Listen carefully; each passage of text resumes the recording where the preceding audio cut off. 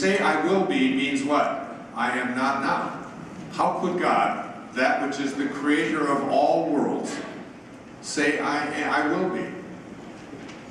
Meaning I am not. I hope to become. I am. So you have to call things in your mind that do not exist yet as though they did. When you, Kostantzakis said in Zorba the Greek, when you passionately believe in what does not yet exist, you create it. And that which has not yet manifested has not been sufficiently desired. You passionately come to a place where you say to yourself, in your imagination and in your meditation, particularly as you're doing this Moses Code meditation, I call it the I am wishes fulfilled meditation. As you are doing this consistently over and over again, I am well. I am whatever you have written down as that. And I recommend, by the way, that you write down what it is you would like to become or you would like to attract into your life, as long as it's aligned with God, meaning it doesn't interfere with anybody else's right to do the same. And write it down. And not only write it down, but place it under your bed, under your mattress. Sleep on it. Know that every single time you get into that bed, because that's coming up, how important and significant that is. The end. Thinking from the end. I wrote down a couple of quotes from the book this morning.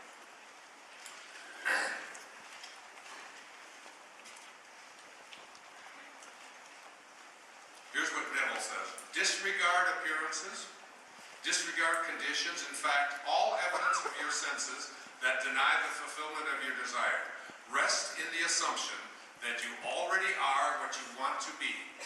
For in that determined assumption, you and your infinite being are merged in creative unity. And with your infinite being, all things are possible. God never fails. Therefore, he says, to incarnate a new and greater value of yourself, you must assume that you already are what you want to be. And then live by faith in this assumption, which is not yet incarnate in the body of your life, in confidence that this new value or state of consciousness will become incarnated through your absolute fidelity to the assumption that you are that which you desire to be.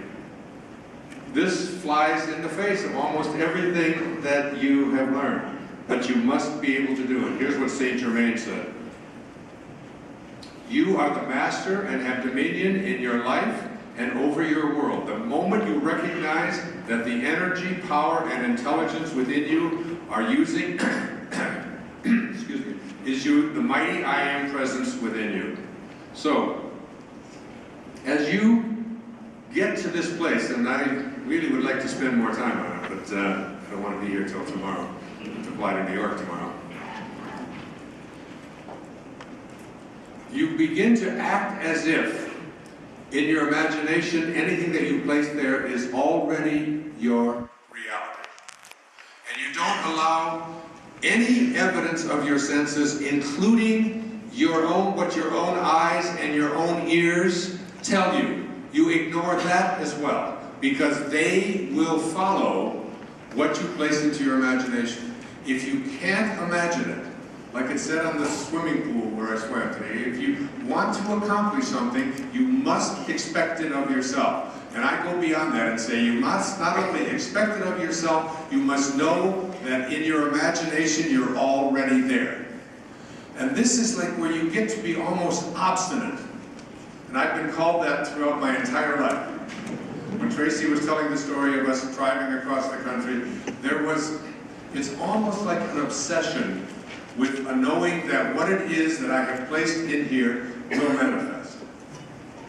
And that's what I was trying to tell you in the first hour when I was talking about St. Francis, and I was talking about Lao Tzu, is that when it becomes such a passionate thing, and you place your awareness and your attention on it, you become it.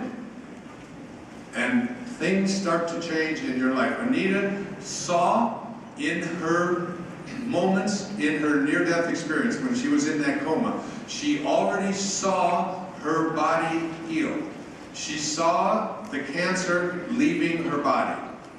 And when she came back, and they kept trying to give her more chemo, and they kept trying to do this to her and do that to her, she said, I don't understand said while you're doing this, I've already seen that it's already healed. It's already, because she said what we're talking about here is so powerful that you can change a future event and you can change a past event. She literally changed the readings on her health records with her imagination, with her consciousness. That's how strong this is. Read the Isaiah effect by Greg Braden. He speaks about this brilliantly, where you can literally alter not only the future, but you can alter anything up until now, because the past is a complete and total illusion. When you leave this body, you will be in total oneness, like you are in your dream. And the only way you know you're dreaming is to awaken. Okay, the third principle here, you have got this now, that what you, not only is it your imagination, but what you live from the end. And living from the end means whatever you have placed into your imagination is the end. That's the I am. I am strong. I am well. I am healed. I am happy. I am prosperous. I am abundant. I am loved. I am perfect love. I am God. And don't be afraid to use that affirmation in your meditation. I use it all the time. Not the God of the ego. Not the God that wants to do damage to others, and the God that needs to have you give money in order to get your wishes fulfilled. Not that God. The God that Jesus said God was. The God of love. I am God. Don't be afraid to say it. Now, I wouldn't recommend that you go out into the world and when somebody stops you and says, excuse me, but I am God. I wouldn't do that. But it's very interesting, this difference between the ego and the spirit. Because they have, if you go on the internet and you Google the 100 most spiritually influential people alive today. 100 Watkins, 100 most spiritually influential people. They used how many times you're Googled and how many, how much influence you've had, what books you've read, I don't know. So there's the top 100 people. And I'm on the list. Number three. The third most influential spiritual person alive you're listening to here tonight.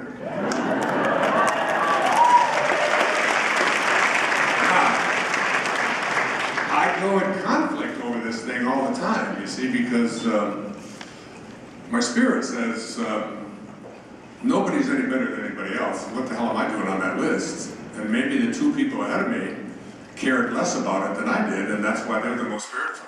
And the person who's number 100 is really the most spiritual because they couldn't care less about it. They didn't even know about them. But then there's the ego side of me, which says, who are these two people?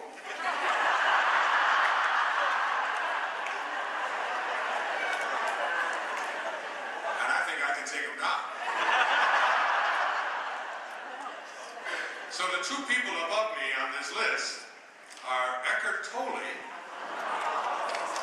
I am doing a program with on October the 29th that's going to stream all over the world. You can watch it from Maui. Pardon? Yeah. So,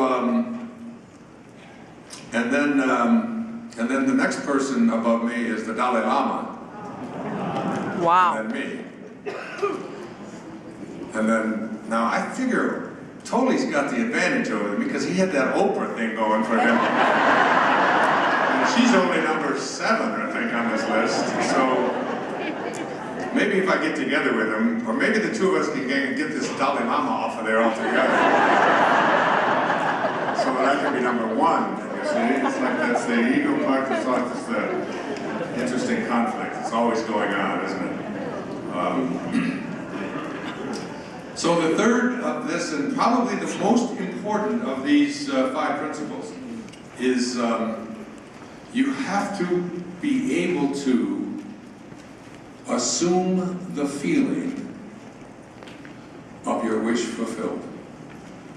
See, in order to understand something intellectually, I said earlier,